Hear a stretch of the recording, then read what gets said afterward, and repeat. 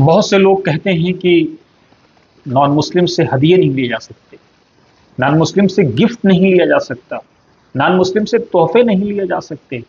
Profit کا کیا اس پر موقف ہے؟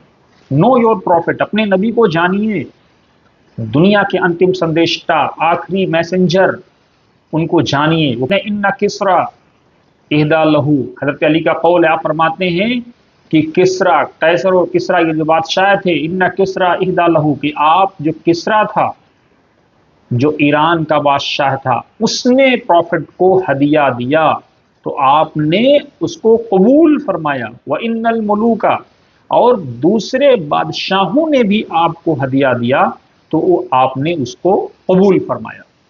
بتائیے، افسوس ہے کہ لوگ نبی کو نہیں جانتے اور اس کے بعد جو ہے الٹے سیدھے بیانات دیتے ہیں۔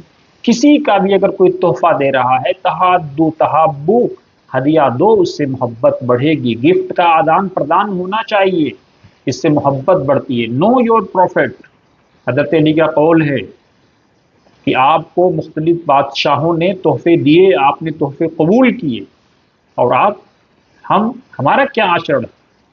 ہم ناک بھو چڑھانے لگتے ہیں۔ تحادو تحابو، ہدیے سے محبت بڑھتی ہے۔ نو یور پروفٹ، اپنے نبی کو جانیے،